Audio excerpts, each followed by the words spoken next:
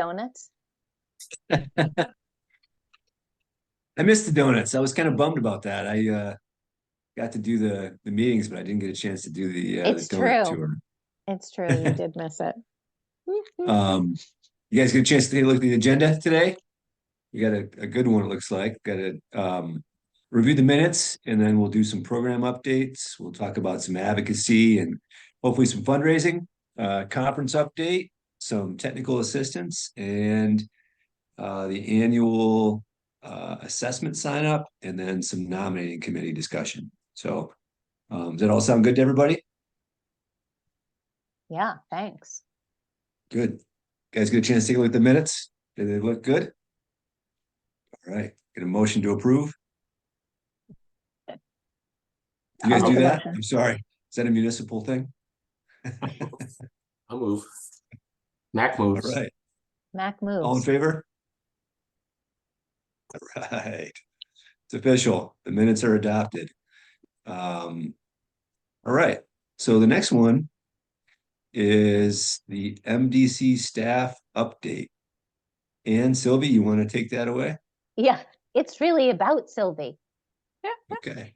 Because Sylvie is headed out to have a baby anytime in the next 2 to 4 weeks.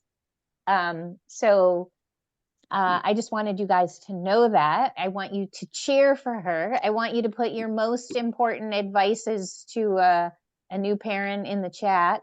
And I want you to know that MDF is working on a last minute idea to backfill by having Ann Schlitt, who's been the program director on the Sea Maine, which is the Seafood Accelerator program. There's like a break in funding for her as an MDF staff person. So they are going to have her kind of join our team for Sylvie's leave, which is February, March, April, like 4 months. Is that what we're hoping?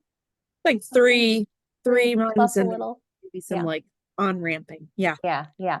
So anyway, you will meet Ann Schlitt, but I did just wanted to acknowledge that that's going to be like a big change or whatever that we're all working through over the next few months, but mostly it's to cheer for Sylvie. So that's the staff update, unless Sylvie wants to add anything. Just thank you, Carrie. I've actually already received some of this butt paste, so the reputation. What? Sylvie, do you know what you're having? Having a boy. All right. Congrats. That's great. Thank you. Be careful with the diaper changes. I've learned that firsthand.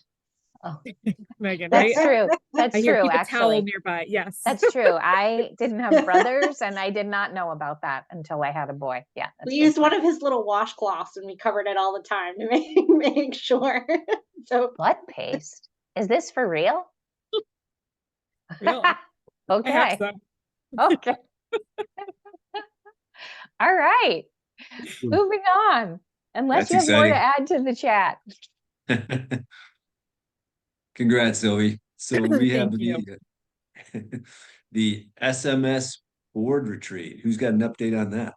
Yeah, quick bullets on the program update. Saco Main Street, I will be facilitating a board retreat next Monday with them between about 4 and 8. We're trying to get them having a reasonable work plan, a little bit on the division of labor between a working board and 1.5 staff people, and working on transformation strategies.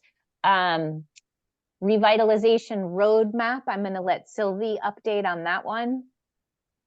Yeah, so we had some great applications from some of our affiliates. We specifically opened up to our affiliate and municipal communities. We have done this Downtown Revitalization Services has come to Maine before. That's the organization. And they have offered a giveaway of this revitalization roadmap service, which, let's see, was it Hollowell or Old Town that got it last? I mean, well, both got it for Maine. Our Forced Opportunity Roadmap paid for Old Town, and then Ben Levenger donated his services to Hollowell. And so this is him donating his services again to come to Maine. He just loves us. So we ended up having two really like strong kind of final applications from Friends of Woodford's Corner and Norway. And so we went back to Ben and said, is there any way you might consider this for 2025 as well? So the great news is that we have Friends of Woodford's Corner slotted for the revitalization roadmap process with Ben Levenger in the fall of 2024. And we'll follow up with them with a goal setting session. So that kind of based on the report of the findings and recommendations that Ben makes, and he works, you know, really well kind of in the 4 points without officially calling it the 4 points because he's not allowed to. But he works closely with Main Street America's approach. So we'll help with some goal setting based on the report that he produces for them and with recommendations. And then in 2025, we'll go through the process with Norway. So Ben will return and again donate his services likely, unless we can get creative on funding. But the plan is he'll donate his services for this process in Norway for 2025. And he's trained as a planner, so it's some community engagement, some public outreach, and looking at kind of the downtown with like a planner's eye of projects. And Sylvie did this work. It was like her first week of work. She went to Old Town and then went to Hollowell with him. And then Holton has also done this process a few years ago. So the communities seem to like it. And so we're going to do it again. Communities update. Michael Hall is now working for the city of Waterville as their community and economic development director. And I am serving on the search committee for the next director of the Augusta Downtown Alliance. We've had our first set of interviews. There were a couple good candidates that will be invited back for second interviews. I'm actually missing their meeting today, but sent notes. But anyway, the search process is moving along, and I hope by late February they have somebody in place in that job. Let's see, I'm trying to look at the communities I listed and think why. Ellsworth moving along towards their Main Street designation with monthly meetings that Sylvie has been attending and Abby Levin has been attending, kind of representing the advisory council, and I have been attending. Yeah, they're moving along. Is there anything to add to that, Sylvie? I don't think so. They've got a solid representative group, and that process will take them through until the fall. And the plan, if all goes well, which I'm sure it will, is that they will announce them as the newest Main Street at the conference. Right. Old Town, thank you, Brett and Sarah Hansen, for being on the Old Town review.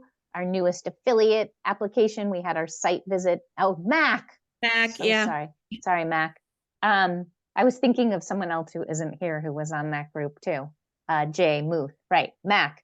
Anyway, did our site visit in December, and yes, went to the most incredible experiential donut store that any of us have experienced, with donuts as big as your heads that were very creative. Anyway. We had a good site visit. They're really rocking, and we're excited. They will be our 15th affiliate. And that will get announced. We've done a communications plan in February, even though we will celebrate them at the conference. We didn't want to hold them up for, 9-10 months and having to wait. We really want to get working with them. So that's really exciting. And to see a community that's gone through our 4 Main program, looking at their mill site, which closed in 2018 and closed again in the spring, a community that like has all this kind of things that aren't stable, to really still say, we want to focus on our downtown. And EJ Roach is their economic and community development director. And he's great, and he's got like a committee outside of the downtown, which is wonderful. And then the municipality is very supportive, as are the elected officials who were all there on our site visit day and eating donuts with us. Mac or Sarah, do you want to add anything about the site visit? No, I think yeah, it's really exciting. There's a ton of potential there. And they're really in an impressive place for just applying for an affiliate. So it's exciting. I'd second that. I just say that most of you know, I'm a long time veteran of the Main Street program in one way or another. And I try not to get jaded because there are certain similarities. I think many of us can tell when we drive into a Main Street town. I've got 100% record in guessing right when I didn't know, actually. But, there as an architect and designer, there are certain things that are done over and over and over again, and for good reason. I don't get bored, but I just can feel it. And Old Town is just completely different.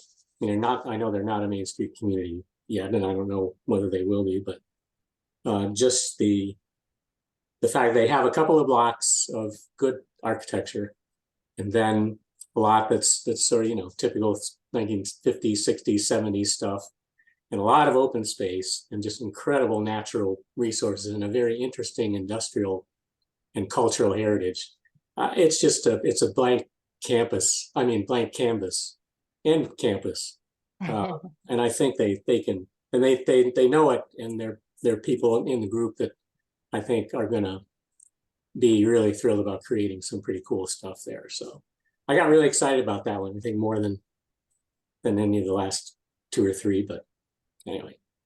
Yeah, I think just one piece that I think is worth mentioning to this group, because I think we will come back to our advisory council to dive into this.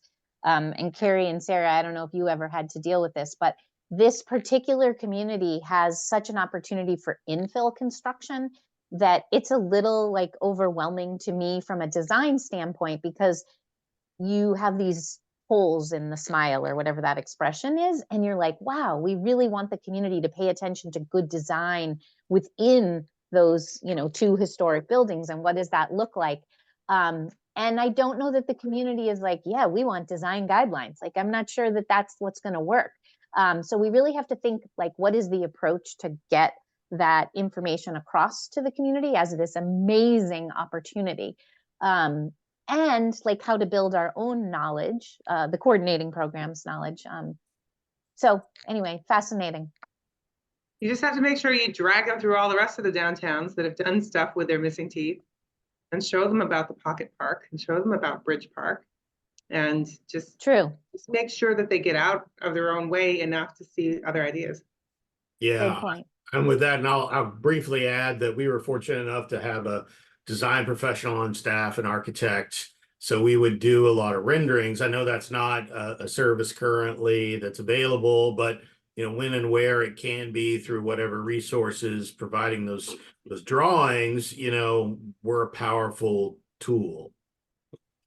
Yeah, and we did talk about not only the opportunity for renderings for infill construction, but also for open space planning. They have this riverfront, huge piece of land right on the Penobscot River, and all sorts of other like potential pocket parks. So there's a lot of kind of urban landscape stuff to contemplate too. So it is something I'm like, all right, could we find the budget? Could we find the person to engage in services, Carrie, even though we don't normally offer that, but this might be something really just such an amazing opportunity for this community that we should step up and help with. So contemplating.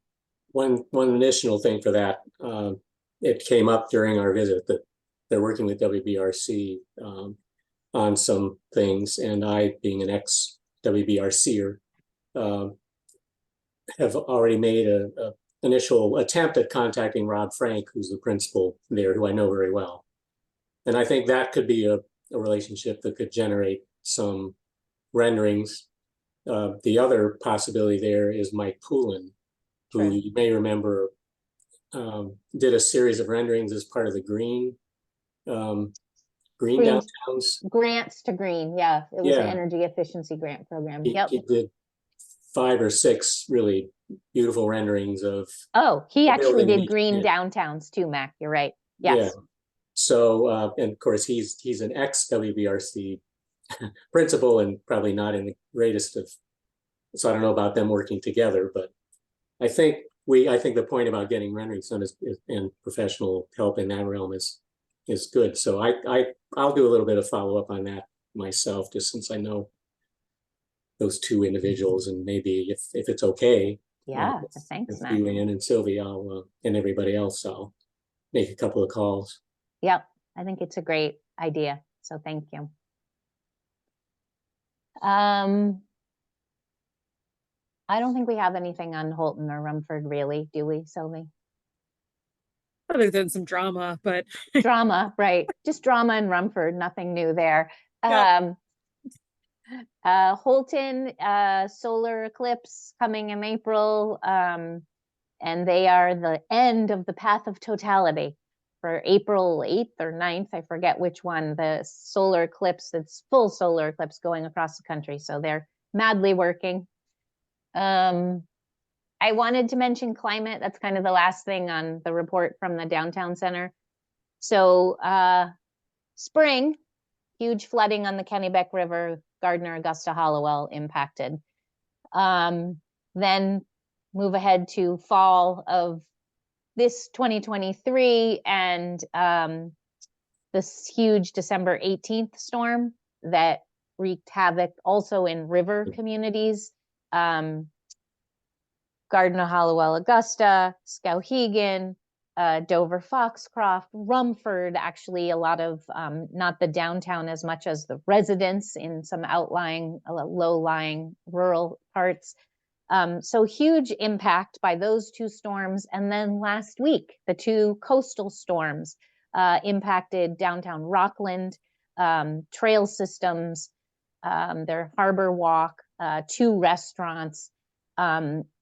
My point in sharing this is climate is becoming part of what I am doing every week. And it is mind-blowing how it was was off and now it's on. I just can't even tell you. Mayors are calling me, city managers, Christmas Eve from Hallowell saying, oh my God, what are we going to do? So we are a partner kind of behind the scenes with the Retail Association of Maine, who started a business relief fund for the December 18th storm, aka the Grinch storm. But the coastal communities cannot apply for that funding. This is grants. This is meant to be low barrier. All the communities are waiting for assessments from FEMA.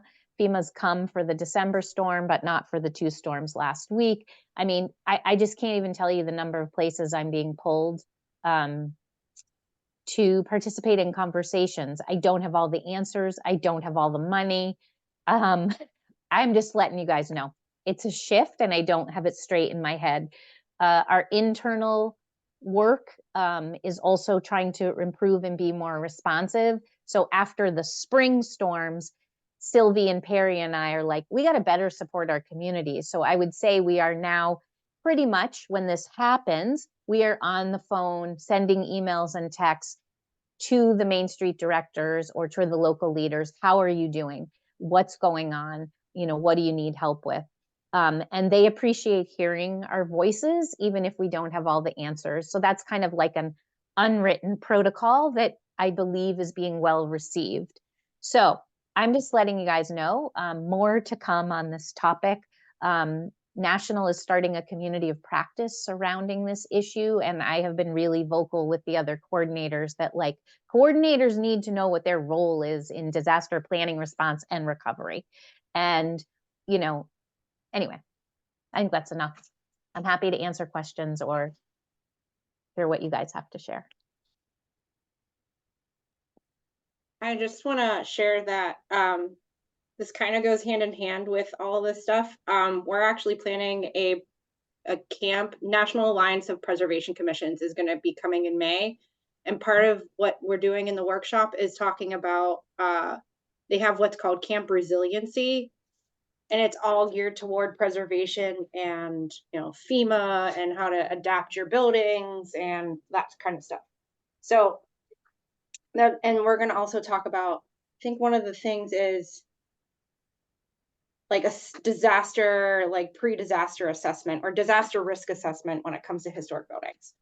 So I just wanted to throw that out there, that that is going to be something that's open to our certified local governments, but we usually like invite others along to listen. So, and that will be in person, May 10th, 2024. Great.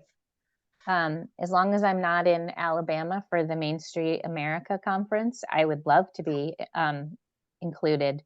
That would be really helpful. It wasn't my choice to, it was the city of Portland chose either May 10th or May 31st. So. Great. I would also be interested in that, just because the entire city of Bath and the downtown is built on what was the river. Right. And during any high tide, I mean, we almost lose the Kennebec Tavern every time. Bye. And, it's 4 feet of water all the way around them. It's insane. And then we have basements of historic buildings that people just expect to flood. And I don't expect to come out of this presentation with a solution, but I think it needs to be something that our downtown has a finger on.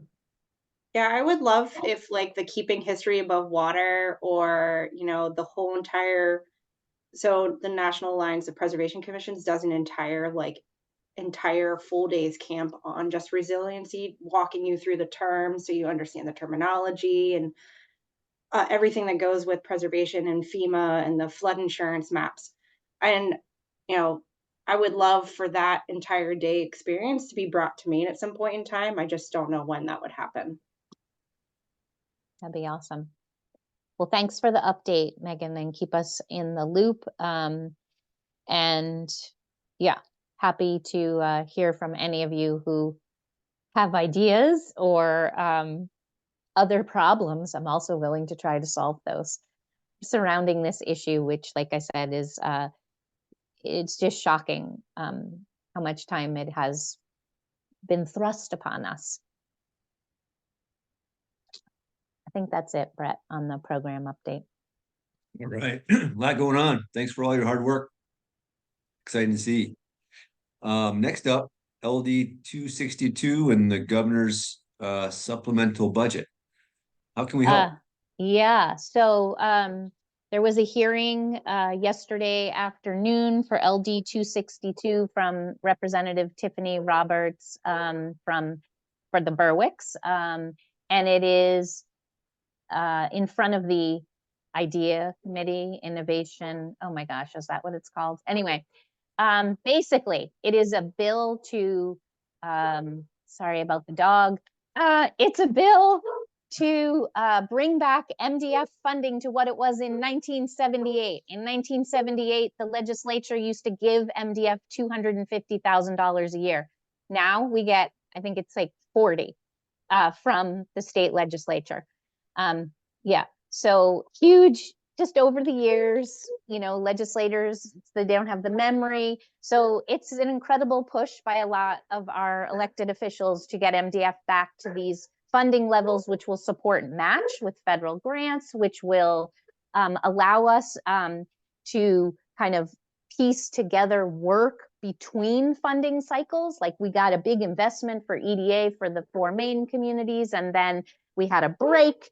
And then you kind of are like, everybody's looking for a job. So it's a way to kind of keep the continuity of these efforts alive. And the testimony was amazing. EJ Roach, I mentioned, Community and Economic Development Director from Old Town, spoke as one of our testimony people and spoke about the downtown center in great detail with his experience with us and what we've been doing for community pride and working on mill site resilience. So anyway, the second piece is this same request is also going to be put in the governor's supplemental budget, and we will need some letters of support.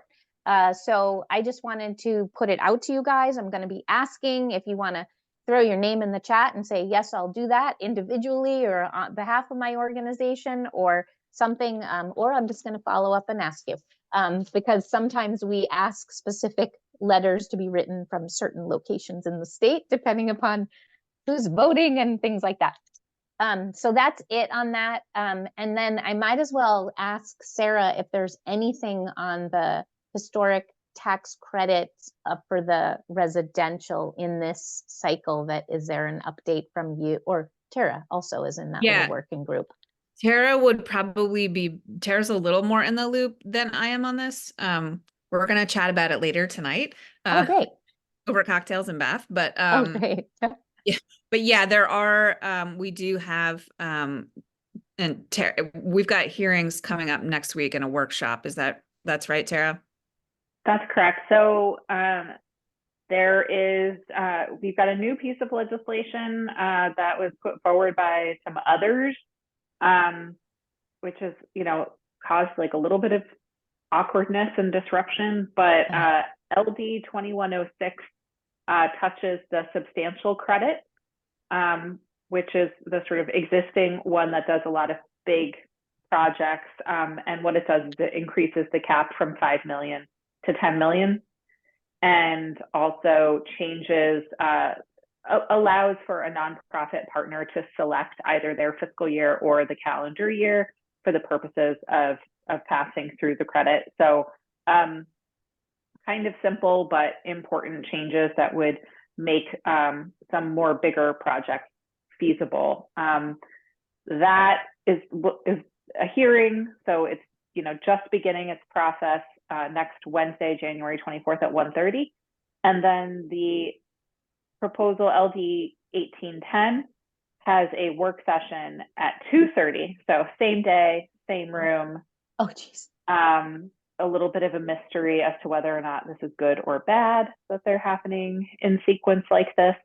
But LD 1810, as a reminder, improves the small credit, which increases the QRE cap from $250 to $1 million, and changes the base credit from 25% to 30%, and creates a historic homeowner program.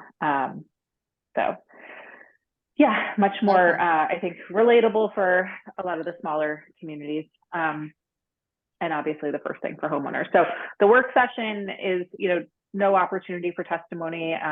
They will ask people to answer questions if they have them.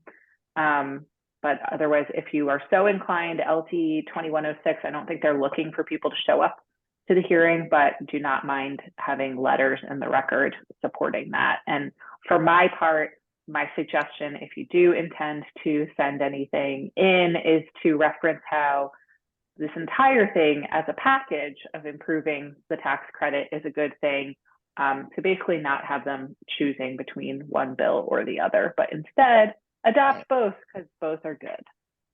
Right. That is messy. And I had read about that second piece of legislation. Yeah. And just as a reminder too, the LD 1810 is a carryover from last session. This is our baby. Tara and Robert O'Brien worked a lot of time on. So it's already had its public hearing last session, and so that's why it's going straight to workshop. Okay.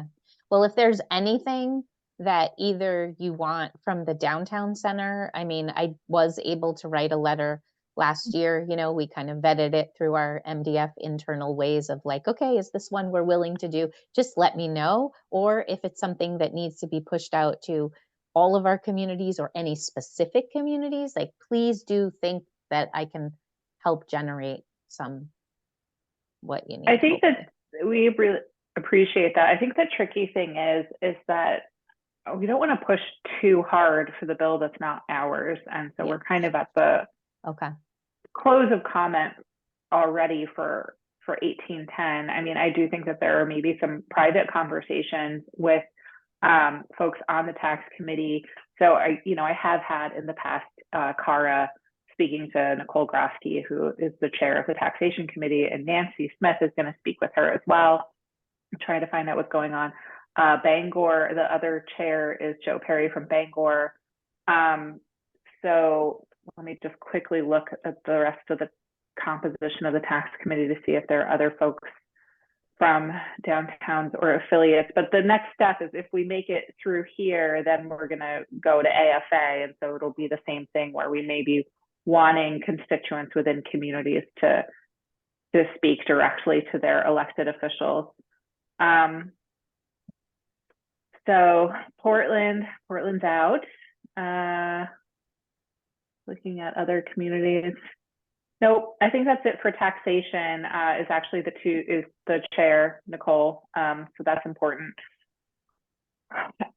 For LD 2106, I think a letter, very simple letter that said, we supported LD 1810. We reaffirm our support for LD 1810. And we also think LD 2106 is a good idea. Add whatever context you want about why you think preservation is important for economic development. Okay, that's a good way to approach it. So it could be very, very simple, Anne, but just really kind of getting it into the record again that that these things shouldn't be thought of separately. Okay. Thank you. I think going back to 262, Melanie Sachs, I know Max on this call. Melanie Sachs is from Freeport, former town councilor, and she's the Muckety Muck Joint Standing Committee Appropriations House Chair. So she might have some pull. Give Mac and I some bullets, and we can try to work the local angle for you. Thank you both very much. I just threw the links to both bills in the chat, and for 1810, you can read all of the letters in support from last session. It's real easy to do that there too. So, but yeah, we can absolutely put some stuff together for you. Great. Conference update. Ooh, that's me too. I will preface my remarks by saying that all of this amazing work that I'm about to tell you about has been Perry and Sylvie and Anne. They just asked me to give the update because I'm on the committee, but they have been just killing it. They have confirmed that our keynote speaker for the conference is going to be Erin Barnes, who is the brand new CEO of Main Street America. I know we're all super jazzed by this. She's really amazing, and it's a tight fit for her schedule. So the keynote is actually going to be a luncheon this year, rather than either the opening plenary or an evening event. So, but she will be here, which is really, really great. The welcome reception is going to be November 6th, and that's going to be at Pacifico in Saco. And it's the idea for this is that it's going to be a little different from your typical welcoming opening reception, and there's going to be local performers. There's going to be some interactive experiences, kind of still working out what some of those might be, but I think it's going to be really, really cool. And I don't remember what the highlights of the chef's story of apps. I'm not sure what that means. So if you want to touch on that, I don't remember that. Unconfirmed. Okay. And sorry if I maybe grabbed that from a different conversation. Totally fine. It was just to highlight their culinary artistry. They're going to be providing the appetizers. And I think when Anne and Perry were visiting, Biddeford and Saucon, kind of doing a site visit for the conference, and they ate at Pacifico. They were learning about kind of the stories behind some of the food that they're serving, and thought that that could be a cool infusion as part of the welcome reception. So maybe some little write-ups near the different apps about where the recipes came from. Did I get that, Anne? Yeah, it was just an in the weeds thing that got to your list, Sarah. Just think fun, interpretive, experiential evening reception. And it's gonna be a free drink coupon. Yes, don't worry. I was gonna highlight that. So the draft schedule is coming together. It's close to being finalized for November 7th. So there's going to be, as part of the program, some community spotlights. And this is something that if those of you attended the GrowSmart Maine conference, you may have experienced that. we need a new name for it because that's what Grossmar Maine called it, but we'll figure that out. So that's going to happen in the morning when attendees come and pick up their registration. There's going to be a variety of different community organizations spread around the venue with like little display tables about either a project or a situation in their community so that people can come and just have really casual informal conversations about their project and connect with different conference attendees. And so it sounds really, really cool. So that's a great way to kind of highlight a lot of the great things that are going on, but in a short amount of time for people. Then the lunches that day are going to be destination lunches. There's going to be some restaurants that are recommended to attendees in both Biddeford and Saco. They're going to be able to kind of pick ahead of time which restaurant you want.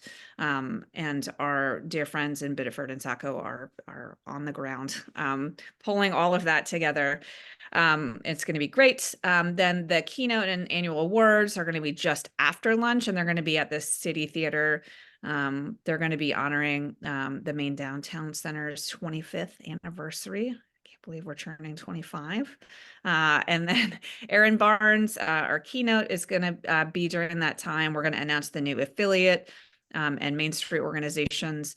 And then we're going to do the annual awards at that time also. The same traditional 3 awards that MDC has done in the past, in addition to the MDF Downtown Hero Award. So that's kind of a little timing change but all of those are going to happen at that event.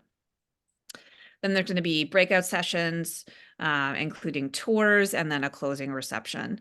And just a quick note on pricing. The conference ticket for non-members of MDC is going to be $150. Members are going to be $120. There is going to be a pay as you're able to price. And then there's going to be comp tickets, of course, for sponsors and different things. And then, as Anne mentioned, that ticket does include 1 free drink for the opening reception. And the conference, the morning of, will have coffee and pastries and things, and lunch. And then Perry is finalizing all of the contracts for the venues now that the schedule is more concrete. And then the next step is going to be confirming speakers for the different breakout sessions. So I think that's everything. And again, huge kudos to Perry and Sylvie and Anne and our friends in Biddeford and Saco. They're doing really fantastic stuff. Yeah, it's happening. Great. We will have sponsorship information probably out in the next, I'd say week to 10 days, sponsorship opportunities. You know, we've already had one phone call from someone who's like, oh, I'd like to be a sponsor. Hey, when does that happen? I was like, God, we got to get ourselves together. So anyway, that's coming because that is the only way we're going to pull off our budget is if we raise some sponsorship dollars. So that's coming too. Thanks, Sarah. Questions on the conference? They're going to be a block of rooms at the Lincoln for a promotional. Yes, value. we did. Yeah. Luckily, it's kind of a time of year which isn't super busy for them. So I think they'll do their best to give us some kind of discounted rate. But yes, I think we're going to get rooms at the Lincoln and another hotel or 2 as other options. So yes, Mac, if you haven't had the chance to stay there, it's pretty amazing. We got a tour and got to see a room, and it's just wild. Yeah, it's pretty nice.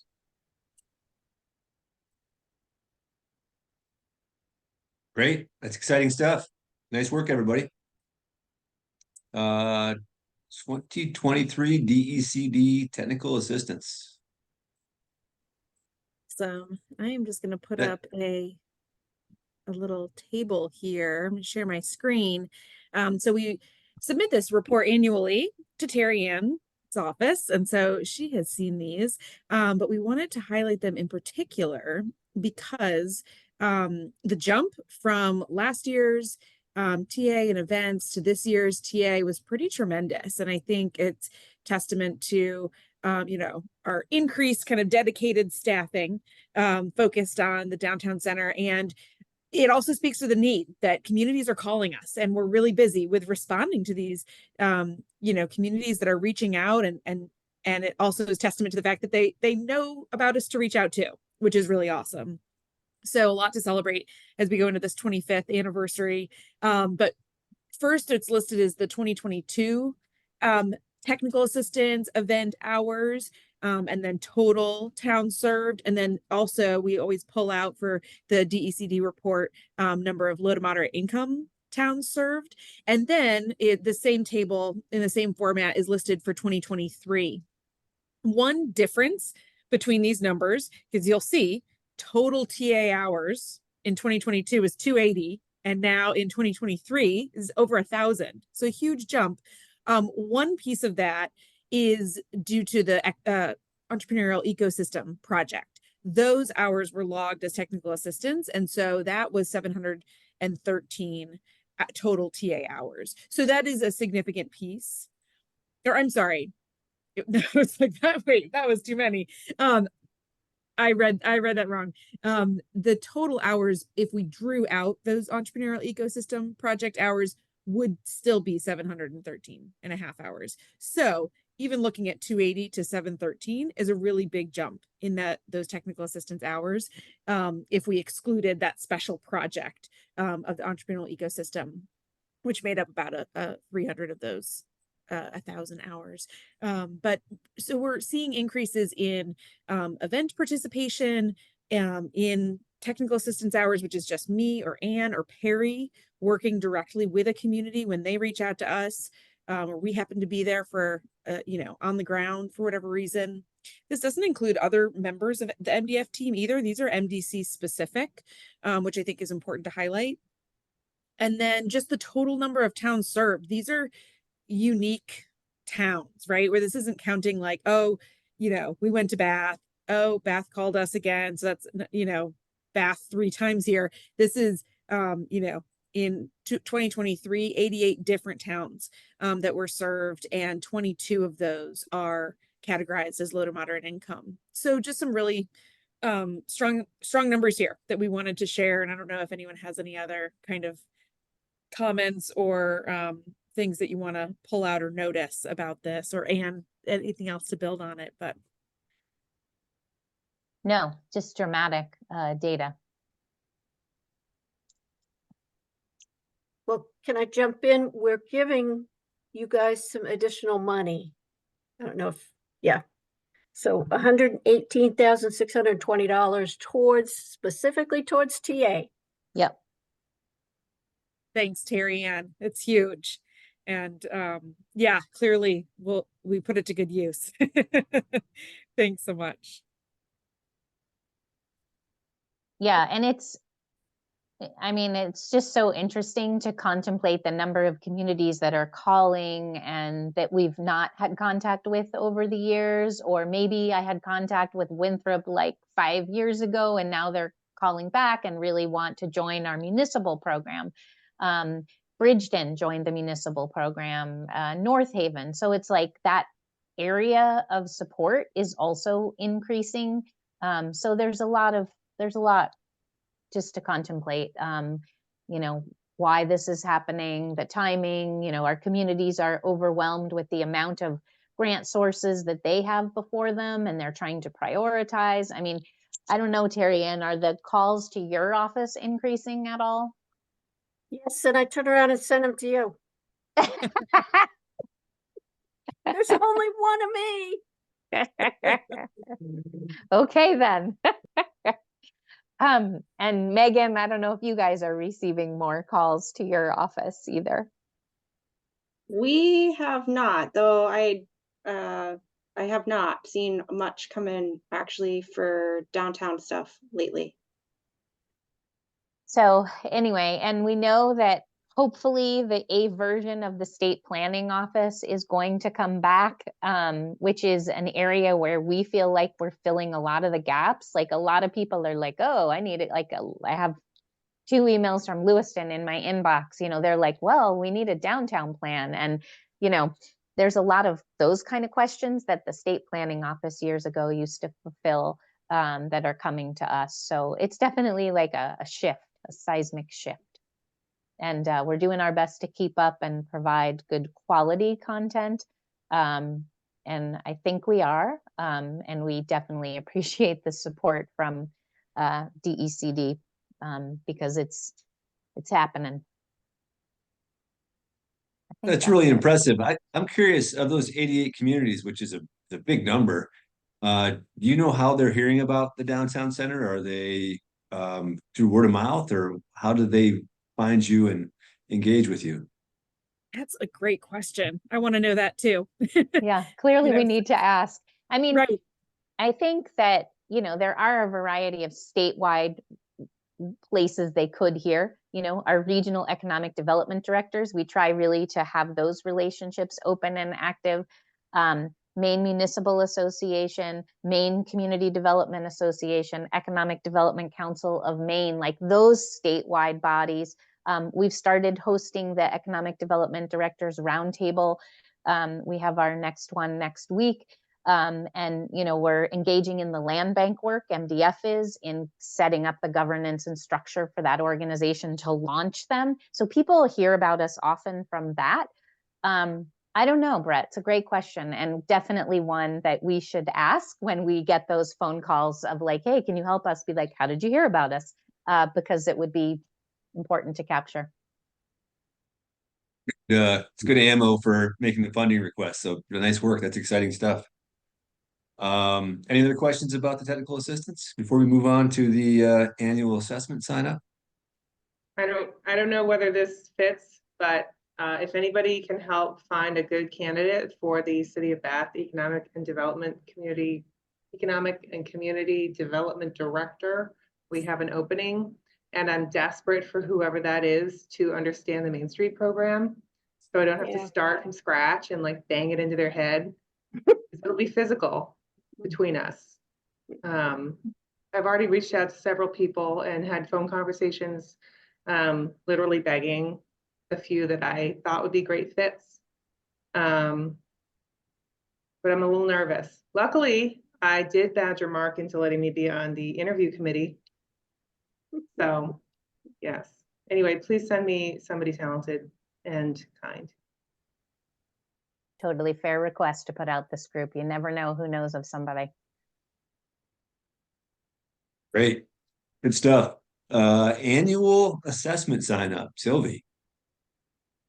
Great. So it is that time of year where we are doing our annual reaccreditation assessments. So those look, just to refresh your memories, although all of you probably know it better than I do even, that is going to be a process where the local main streets, our 10 main streets, fill out a self-assessment, and then a review committee goes and visits each of the main streets, sits down with the, Amanda of Bath or other director of the main street. And they usually have a short presentation about, what's kind of happened in the last year, in the 2023 year. And then we'll go through the assessment and kind of pull out opportunities for discussion topics, particular challenges, areas that can be highlighted. And this is the process for, their reaccreditation. This year, for the first time, Main Street America is rolling out an online platform for this self-assessment. So that's kind of the new piece to this year, is that once you sign up, you will get granted access.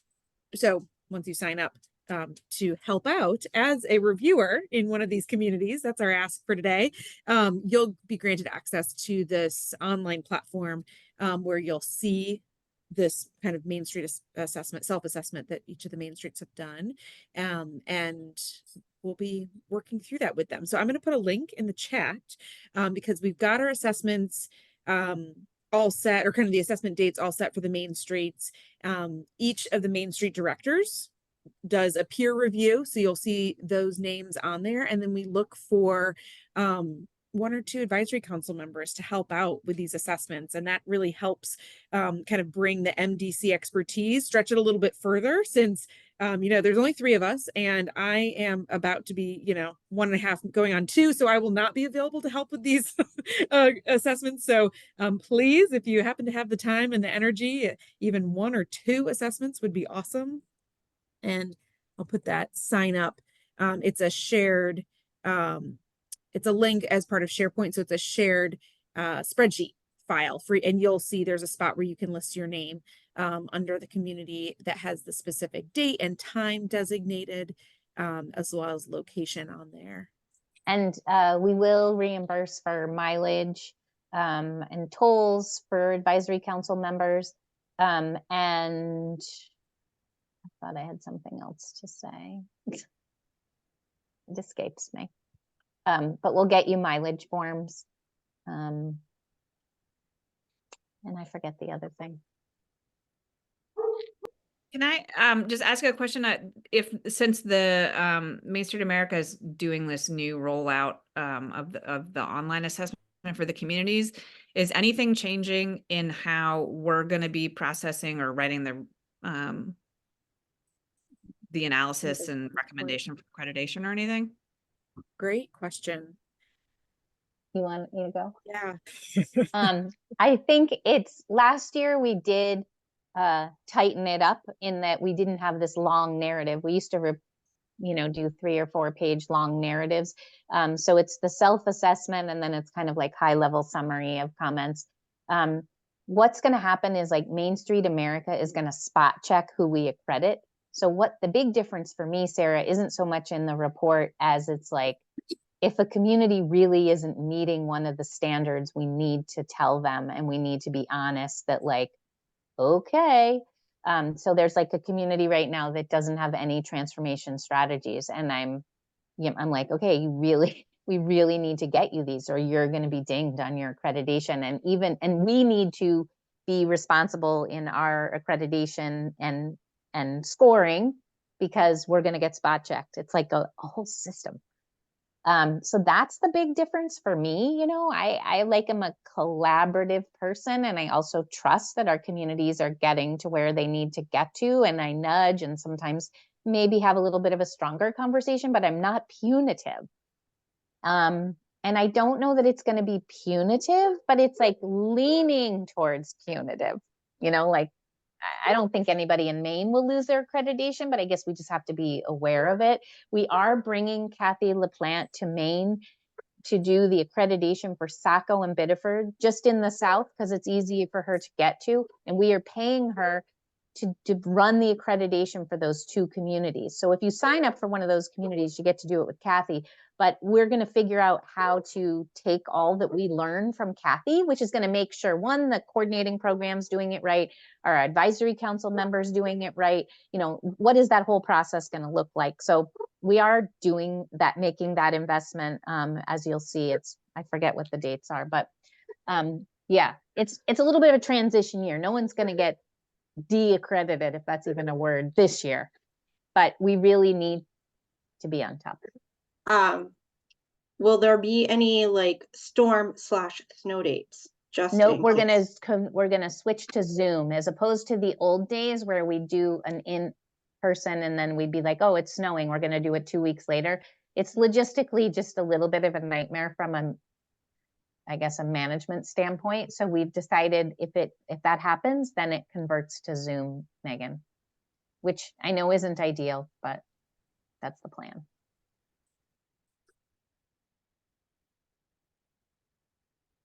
Great. So we'll have a sign up sheet going around for the assessment sign up and we can all put our name down to help out. The nominating committee. Oh gosh, just please. We had like 2 people that nominated and said yes, and one unfortunately is not terminally ill, but sick, has an illness that doesn't allow them to participate. So that person wasn't able to do it. And so I just would love a thought partner or 2 who's willing to like get on Zoom or have a cup of coffee with me to brainstorm on some new members, ideally. And that's what I'm looking for, is just a couple people willing to connect with me. I think that's the easiest way. And we can look at last year's nominating committee. There are a few people from last year that said like, no, I can't do it this year, but I want to do it next year. So anyway, that's what I'm looking for a nominating committee. informal but impactful.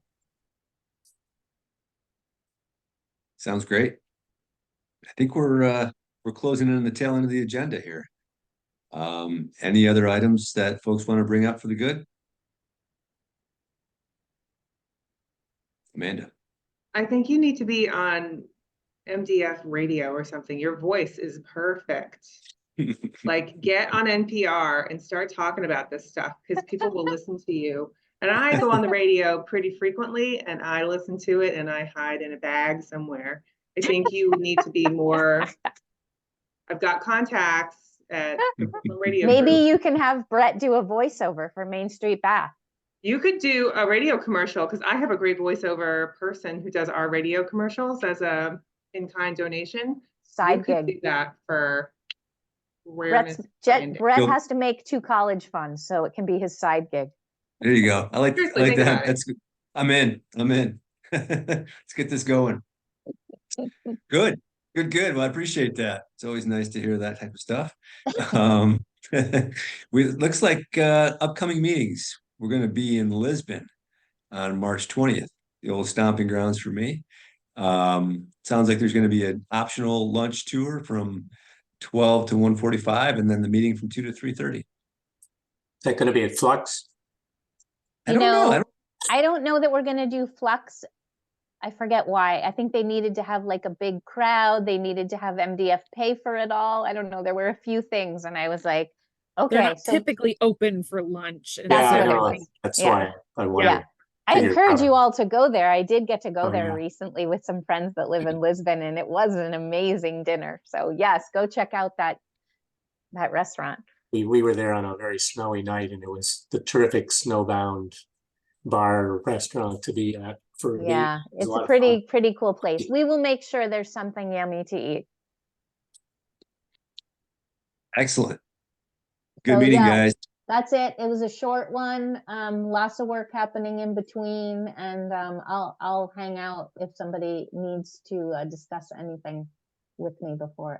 But you're welcome to adjourn the meeting. Right. Let's do it. Nice to see everybody. Sylvie, Thanks, did you Brett. want to stay on for a second and talk about tomorrow? Yeah, happy to. Good idea. Good to see you all. Bye. See ya. Bye.